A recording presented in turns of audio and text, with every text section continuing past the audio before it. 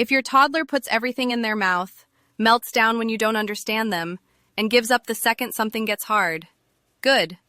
Not because it's fun, but because it means your child is doing exactly what toddlers are built to do.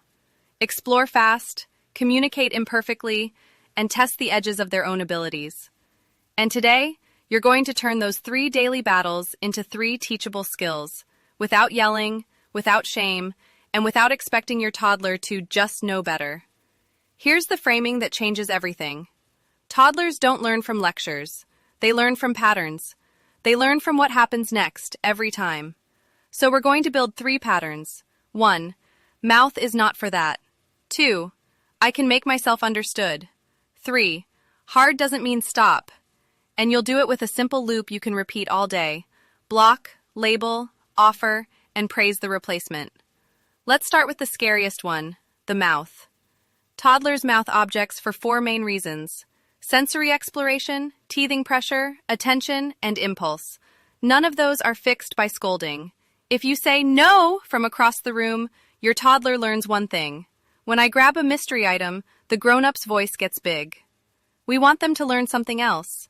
When I pick up a non-food item, the grown-up calmly stops me, and I always get a safe yes right after.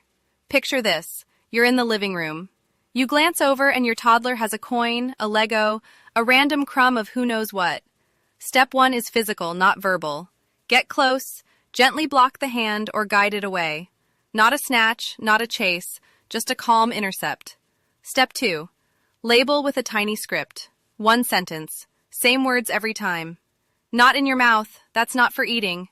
Keep your voice low and boring. You're not performing, you're programming.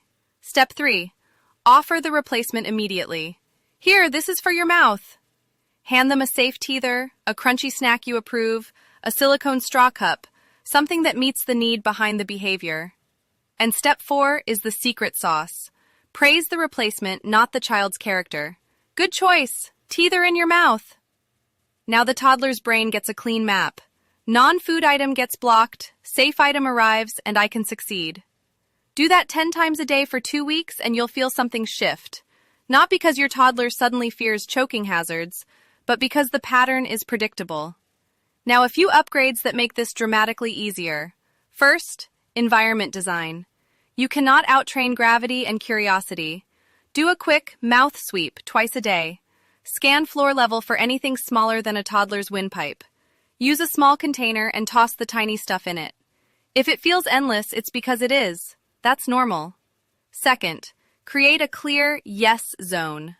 A low shelf or bin that is entirely safe to explore with hands and mouth. Big silicone toys, board books, large blocks, safe sensory items. When your toddler is in the yes zone, you become calmer, and calm parents train faster. Third, teach a simple cue for emergencies. You can introduce 1 crisp word that means spit it out now, but it only works if you practice when no one is panicking. During snack time, play a game. Offer a safe bite, then hold your hand out and say, out! When they drop it, celebrate. Out! Thank you! Do it with a piece of banana, a cracker, something harmless. You're building a motor pattern, not a fear response. If they do get something unsafe in their mouth, avoid yelling, "What is that?" because that can trigger a swallow. Move in close, steady your own breath, and use the practiced cue. Out! Offer your hand. Praise immediately if they comply. Now, as important as safety is, we also need to talk about why toddlers mouth things more when they can't communicate. Which brings us to skill 2, basic communication. Your toddler is not trying to be difficult. They're trying to be understood with a mouthful of feelings and about 12 words, half of which sound the same. So our goal is not perfect speech. Our goal is power. The power to get needs met without screaming. Start with this rule. Before you ask your toddler to use your words, you must give them words. You'll do it with a method that feels almost too simple. Narrate, model, and pause. Narrate what you see, like a calm sports commentator. You want the blue cup. Then model the exact phrase you want. Say, "Blue cup, please," and then pause. 5 full seconds. It will feel like an eternity. Toddlers need processing time. If they attempt anything, a point, a sign, Treat it like communication. Yes, blue cup. And you deliver the cup. That last part matters. Communication is a skill toddlers only practice if it works. Now, what should they learn first? Not colors, not letters, not please and thank you. The first high-impact words are help, more, all done, open, up, down, eat, water, mine, stop. If your toddler can say help and all done, you've prevented a shocking number of meltdowns. Use signs if you want. Signing counts. Pointing counts. Picture cards count. The goal is clarity. Here's your daily drill, and it takes under 2 minutes. At one predictable moment each day, snack, bath, or getting shoes on, practice 2 phrases. Example at snack. Hold the container closed. Model. Open, please. Pause. If they attempt, open it immediately. Then give 1 small portion. When they reach, model. More, please. Pause. Deliver. You're teaching that words unlock doors. Now, the biggest trap. Asking questions your toddler can't answer. What do you want? Is often too big. Instead, offer 2 choices and hold them up. Banana or crackers? If they grab, label it. Crackers! You chose crackers! If they scream, you stay calm and reduce the decision. I hear you. Show me. You're not giving in, you're giving a pathway. And here's the communication tool that also builds resilience.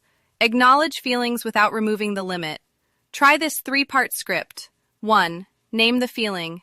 You're mad. 2. Name the boundary. I won't let you throw the cup. 3. Offer an acceptable action. You can stomp or you can put it on the table. This does something profound. It teaches your toddler that big feelings are survivable and that they still have choices inside the boundary. Which brings us to skill 3, resilience. Resilience is not toughness. It's not shake it off.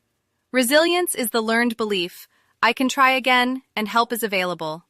Toddlers don't get resilient from being pushed into frustration and left there.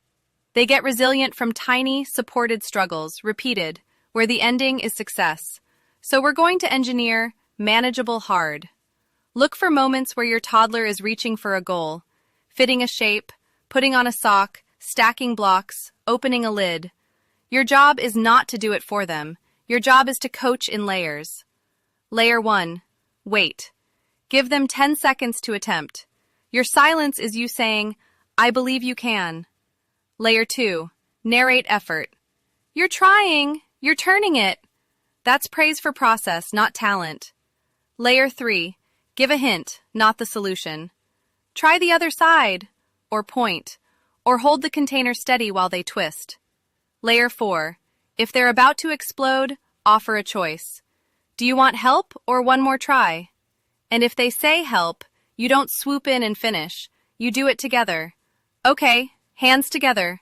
Then as soon as it starts to work, you fade your help. This is how confidence is built, not from never struggling, but from struggling and still moving forward. Now let's talk about the moment that really tests resilience, the meltdown. When your toddler melts down, their brain is not in learning mode. It's in alarm mode. So resilience training in that moment looks like one thing: co-regulation. Get physically close, stay soft, and become the calm nervous system they can borrow. Say less. Breathe slower. Use a simple grounding script. I'm here. You're safe. Big feelings. Then hold the boundary. If the limit is no candy before dinner, the limit stays. But you can offer 2 regulated options. You can sit with me, or you can have space on the rug. When they calm even a little, you reinforce what just happened.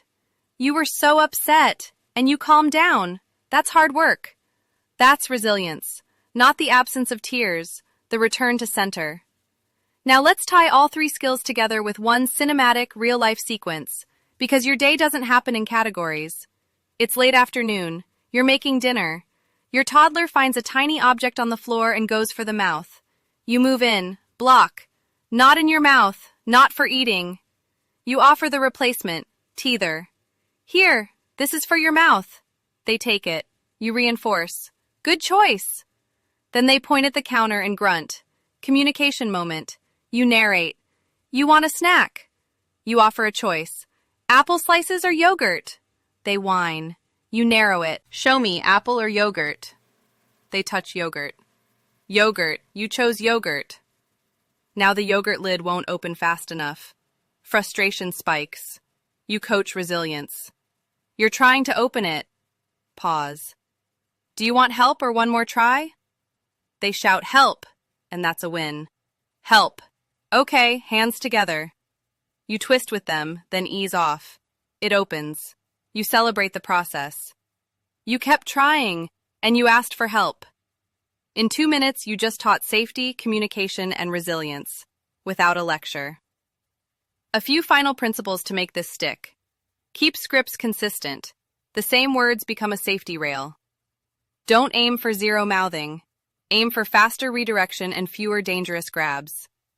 Don't demand perfect pronunciation. Reward attempts. And don't try to eliminate frustration.